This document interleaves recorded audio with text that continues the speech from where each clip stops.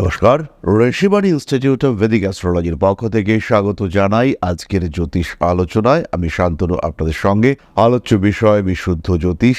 Thumbnail দেখেই আপনারা বুঝতে পেরেছেন আজকে আমরা মিথুন রাশির বিষয়ে কথা বলবো এবং মিথুন রাশির ওপর দিয়ে দেবগুরু বৃহস্পতি কর্কটে প্রবেশ করছেন। এর ফলে মিথুন এবং কুম্ভ নিয়ে যে গুরুচণ্ডাল যোগ সৃষ্টি হয়েছিল, রাহুর দৃষ্টি মিথুনে বৃহস্পতির উপরে, বৃহস্পতির দৃষ্টি রাহুর উপরে, সেই গুরুচণ্ডাল যোগের কিন্তু অবসান ঘটছে। এর ফলে মিথুন রাশি বা লগ্নের মানুষদের কয়েকটি বিশেষ দিকে উন্নতি যেমন হবে, কয়েকটি বিশেষ দিকে কিন্তু চাপও আছে। একটু খেয়াল রাখতে হবে, কারণ এতদিন রাহু ছিল বৃহস্পতির নিয়ন্ত্রণে, এবার কিন্তু সেই নিয়ন্ত্রণ অনেকটাই কমছে, সেই নিয়ন্ত্রণে ঘাটতি দেখতে পাওয়া যাচ্ছে। তাই মিথুন রাশি, মিথুন লগ্নের প্রত্যেকটা মানুষকে সবার আগে শরীরের দিকে সাবধান এবং যত্নশীল অবশ্যই হতে হবে। কালপুরুষের তৃতীয় রাশি মিথুন, বায়ুতত্ত্বের রাশি, রাহুর দ্বারা দৃষ্ট হওয়ার কারণে মিথুনের অস্থিরতা কিছুটা বেড়েছে, মিথুনের শারীরিক সমস্যা সেটাও কিন্তু বেড়েছে। কিন্তু 18ই অক্টোবরের পরে দেবগুরু বৃহস্পতি মিথুন থেকে কর্কটে প্রবেশ করছেন এবং এই বৃহস্পতি দ্বিতীয় আসার সঙ্গে সঙ্গে কর্মক্ষেত্রে উন্নতি, চাকরি ক্ষেত্রে বাধা বিলুপ্তি, অর্থনৈতিক ডেভেলপমেন্ট, নতুন ব্যবসায়িক পরিকল্পনা, ব্যবসার মাধ্যমে নিজের ক্ষেত্রটির উন্নতি করবার সুযোগ, প্রচেষ্টা, এই প্রত্যেকটি বিষয়ে দেখতে পাওয়া যাবে।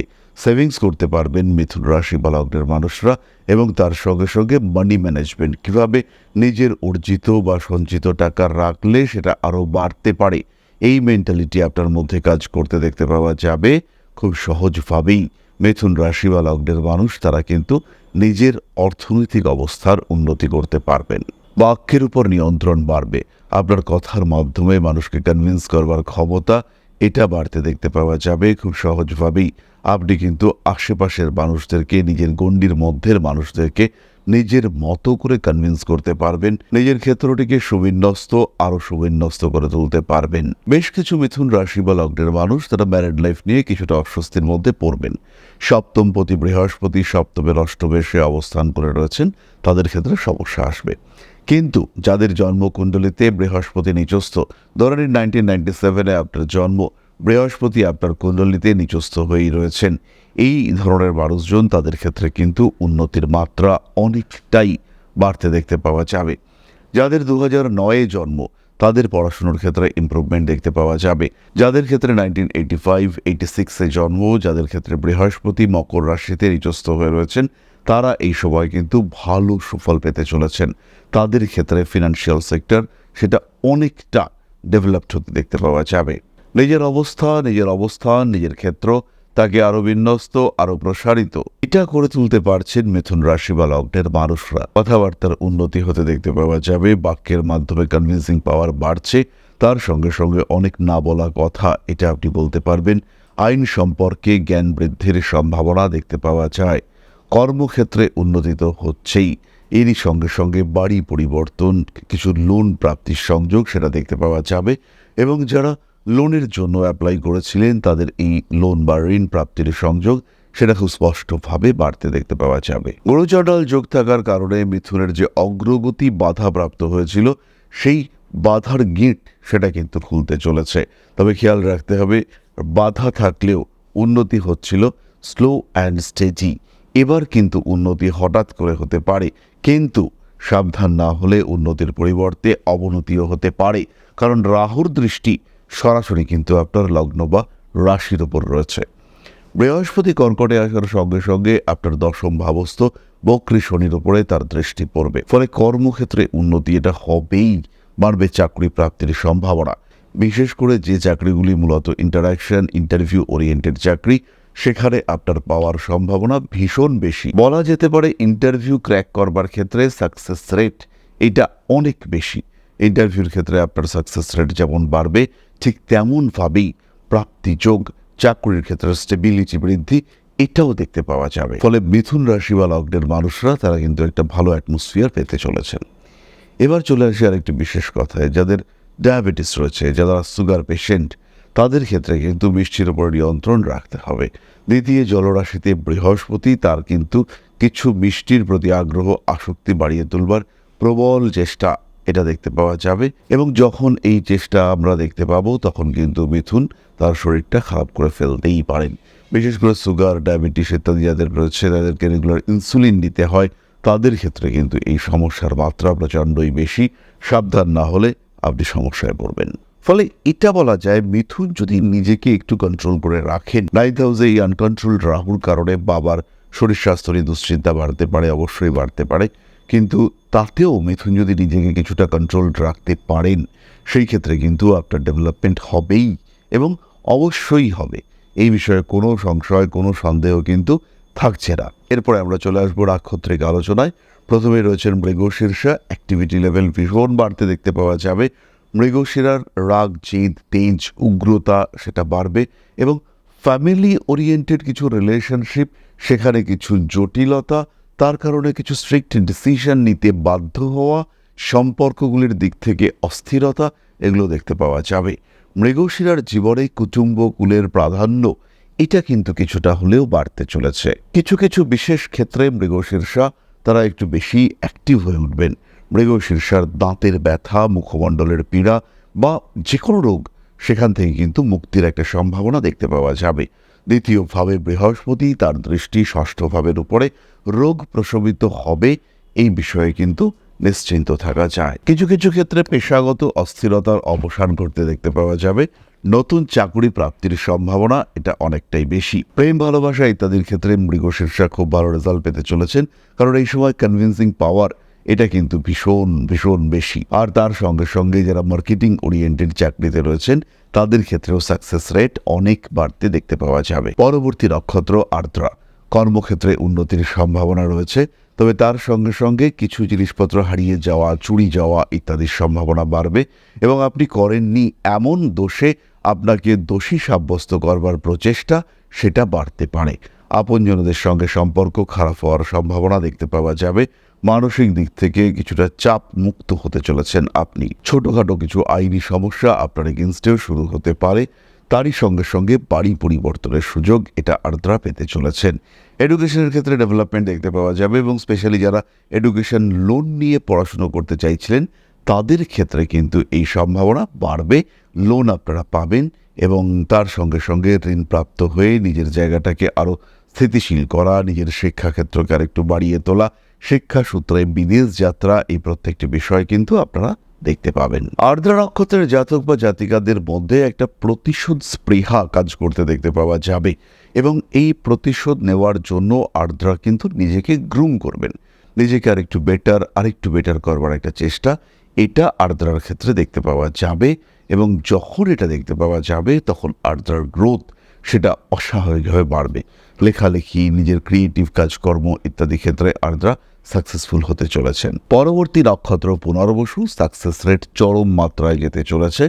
কর্মক্ষেত্রে উন্নতি, পেশাগত ইমপ্রুভমেন্ট, অর্থনৈতিক সুব্যবস্থা, প্রত্যেকটি বিষয়ে পুনর্বসু সাকসেসফুল হতে চলেছেন।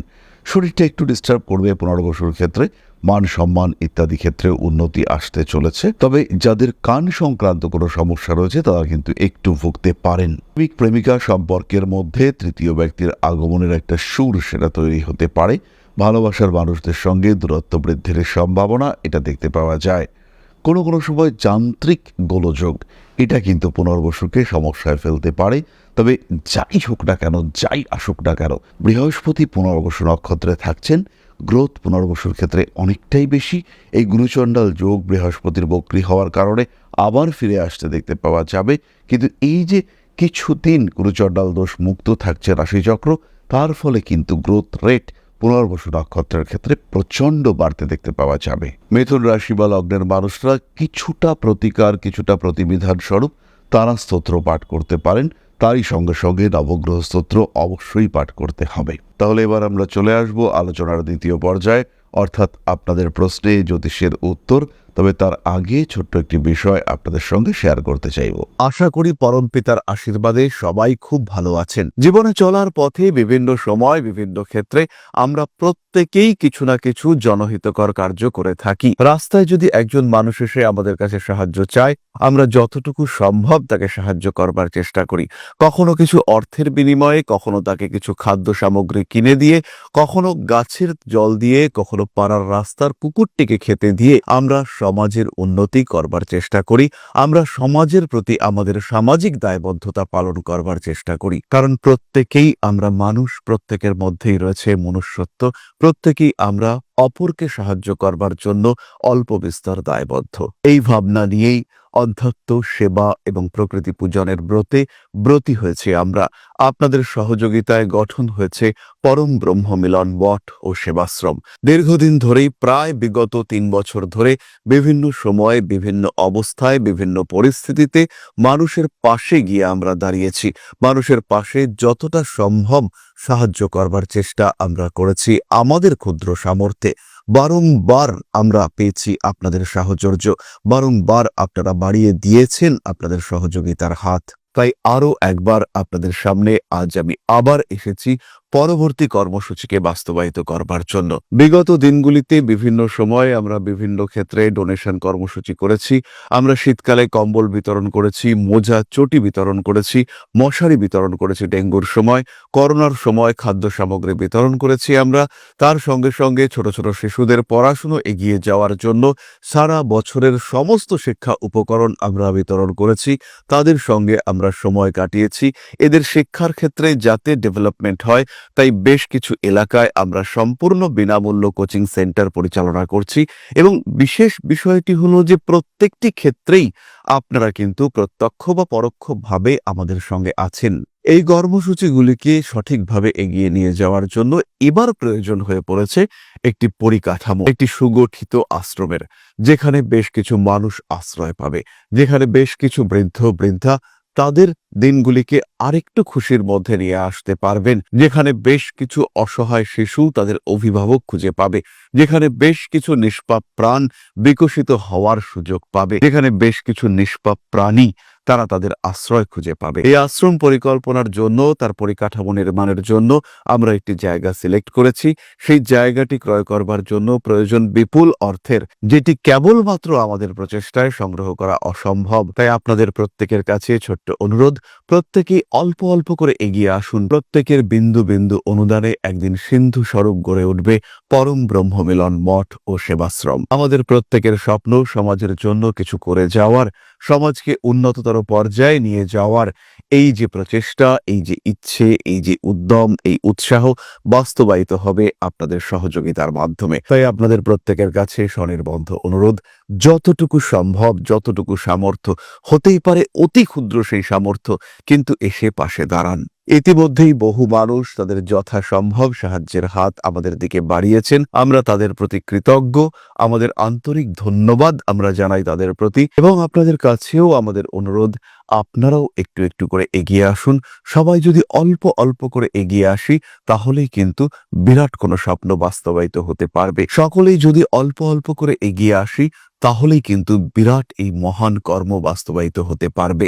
একদিন আমার আপনার প্রত্যেকের স্বপ্ন পরম ব্রহ্ম মিলন মঠ ও সেবাশ্রম আধ্যাত্ম, সেবা এবং প্রকৃতি পূজনের এই মহান দায়িত্ব নিয়ে এগিয়ে আসতে পারবে, একটি জায়গা তৈরি করতে সক্ষম হবে। সবাইকে জানাই অগ্রিম ধন্যবাদ এবং শুভেচ্ছা। সবাই খুব ভালো থাকবেন। নমস্কার। তাহলে এবার আমরা চলে আসবো আপনাদের প্রশ্ন পর্যায়ে। প্রশ্ন করেছেন শুভদীপ রুদ্র, 12/12/1982, 12টা 5 PM, রবিবার, বার্থপ্লেস কৃষ্ণনগর। শরীর কেমন যাবে? কোনো বিপদ আপদ হবে কিনা? অনেক শত্রু আছে যারা ক্ষতি করার চেষ্টা করছে। তুলা রাশি, মীন লগ্ন, রাক্ষসগণ, বিশাখা নক্ষত্র। কোন বিজনেস করলে চলবে? বিয়ে হলে কেমন হবে? ইনকাম কেমন হবে? প্রথমে বলি শুভদীপ, তুমি প্রশ্ন করেছো কিন্তু বেশ গুছিয়ে। বিপদ আপদ, শত্রুতা এগুলো তোমার ক্ষেত্রে আছে এবং অ্যাক্টিভভাবেই আছে। তবে 18ই অক্টোবরের পর থেকে এই বিপদ অনেকটা কমতে দেখতে পাওয়া যাবে। নিশ্চিন্তে তুমি থাকতে পারো। কাঠের ব্যবসা, ভারী কনস্ট্রাকশনের ব্যবসা, কন্ট্রাক্টরি এই ধরনের ব্যবসা তুমি করতে পারো। সিভিল ইঞ্জিনিয়ারিং ওরিয়েন্টেড কোনো বিজনেস, সেটাও কিন্তু তুমি করতে পারো। বিবাহযোগ তোমার এখন চলছে, বিয়ে তুমি করতেই পারো, যদিও বয়সটা অনেকটাই এগিয়ে গিয়েছে। এই মুহূর্তে বিয়ে করা যেতে পারে, ডিসেম্বরের শেষে বিয়ে করা যেতে পারে, আগামী বছর জুলাইতে বিয়ে করা যেতে পারে। বিবাহিত জীবন ঠিকঠাকই চলবে, অর্থভাগ্য মাঝারি। প্রচুর খরচ তোমার, পারিপার্শ্বিক ক্ষেত্রে আশেপাশে খরচের মাত্রা অনেকটাই বেশি, তাই অর্থনৈতিক ক্ষেত্রে স্টেবিলিটির একটু অভাব কিন্তু অবশ্যই রয়েছে। তাহলে আজকের আলোচনা আমরা আর দীর্ঘায়িত করব না। সবাই সুস্থ থাকুন, ভালো থাকুন। মা শ্রী শ্রী আদি শক্তির আশীর্বাদে আপনাদের জীবন আরো আরো আরো সচ্ছল হয়ে উঠুক।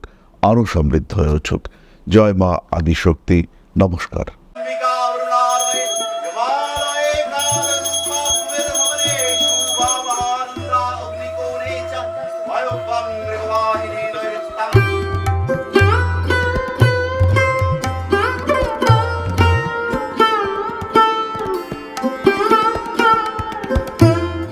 प्रणाधिपति श्रीमद् दक्षिणा कालिका परिषदाय स्वाहा।